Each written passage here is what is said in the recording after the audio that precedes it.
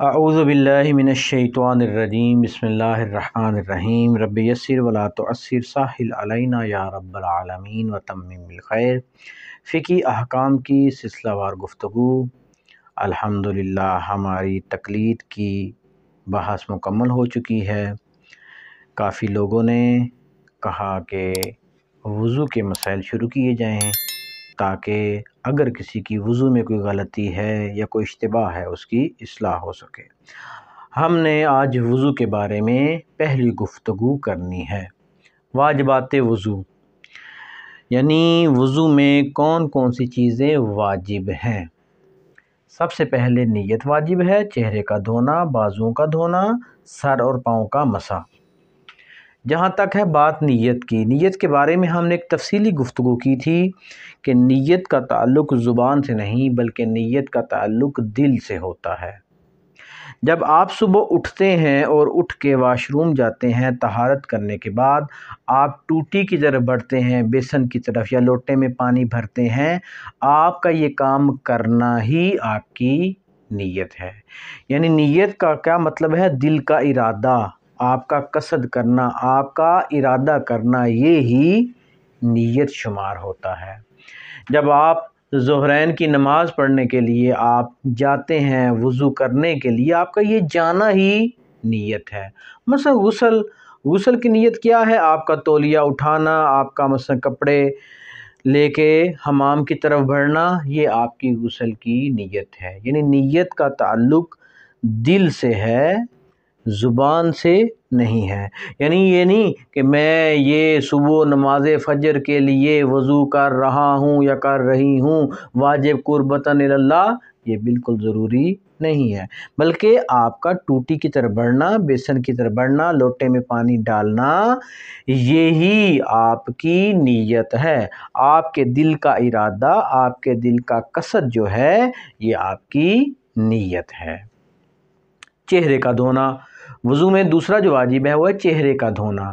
چہرے کو جو ہم نے دھونا ہے، لمبائی میں جہاں سے سر کے بال اگتے ہیں وہاں سے لے کے ٹھوڑی تک، یہ ہے لمبائی میں، اور چوڑائی میں انگوٹھے کی مقدار سے لے کر آپ کی جو درمیان والی بڑی انگلی ہے، وہ جتنی مقدار چہرے پہ آ جائے اس مقدار میں دھونا واجب ہے۔ اب اس لیے کہ آپ کو یقین ہو جائے کہ اتنی مقدار دھل گئی ہے، تھوڑا سا سائڈ بے پی آپ دھو لیں تاکہ آپ کو یقین ہو جائے کہ جتنی واجب مقدار ہے وہ دھل گئی ہے۔ مثلا آپ نے چہرے میں پانی ڈالا اور آپ یہاں تھوڑا سا ادھر کر لیں اور اس کے بعد یہاں تھوڑا سا ادھر کر لیں تو آپ کو یقین ہو جائے کہ آپ کی یہ واجب مقدار چہرے کی دھل چکی ہے۔ اس طرح جو سر کے بال اگنے کی جگہ ہے وہاں سے بھی تھوڑا سا اوپر اور تھوڑا سا نیچے کر کے آپ چہرے کو دھوئیں۔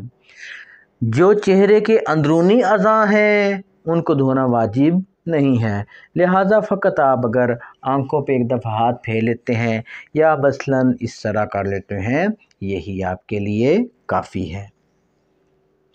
بازوؤں کا دھونا، بازو کہنی سے لے کے ہاتھوں کی انگلیوں کے سرے تک، یعنی آپ یہ کہنی اور یہ بازوؤں کا، یہ کہنی سے لے کے ہاتھوں کی انگلیوں کے سرے تک، یہاں بھی آپ نے کیا کرنا ہے کہ آپ کو یقین ہو جائے کہ پورا بازو دھل گیا ہے، تھوڑا سا اضافی دھو لیں یہاں سے یہاں تک، اگر انگوٹھی ہے اس کو آپ ہلا لیں، دایاں بازو۔ اس کے بعد بایاں بازو اسی طرح کہنی سے لے کے ہاتھوں کی انگلیوں کے آخری حصے تک، یہ یقین کرنے کے لیے کہ سارا حصہ دھل گیا، تھوڑا سا اوپر سے دھو لیں۔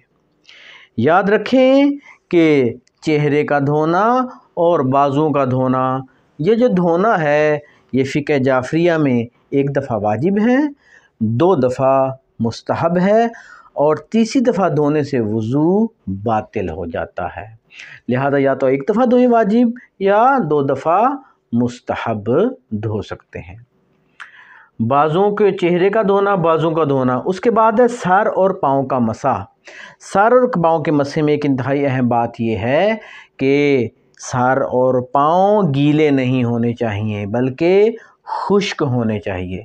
اعضائے وضو گیلے ہوں تو دھو سکتے ہیں، وضو کر سکتے ہیں، کوئی مسئلہ نہیں، لیکن اعضائے مسح یہ خشک ہونے چاہیے پہلے۔ لہٰذا اگر سر کے مسح کے وقت آپ کے بال بڑے ہیں جس طرح کہ میرے بڑے ہیں تو ان کے اوپر مسح نہیں ہوگا۔ بڑے کا کیا مطلب؟ بال ادھر سے ادھر چلے جاتے ہیں، ادھر سے ادھر آ جاتے ہیں، ان بالوں کے اوپر مسح نہیں ہوگا۔ لیکن اگر بال چھوٹے ہیں، ادھر ادھر نہیں جاتے، ان کے اوپر ہی آپ مسح کر سکتے ہیں۔ بڑے بال ہیں تو بڑے بالوں میں آپ یہ کر سکتے ہیں، یا تو آپ درمیان میں سے مانگ نکالیں کہ آپ کے سر کی جلد واضح ہو۔ اگر مانگ نہیں نکلی ہوئی، جس طرح کہ میری مانگ نہیں نکلی ہوئی، تو آپ بازو دھونے کے بعد ایک ہاتھ سے بالوں کو سائڈ پہ کریں۔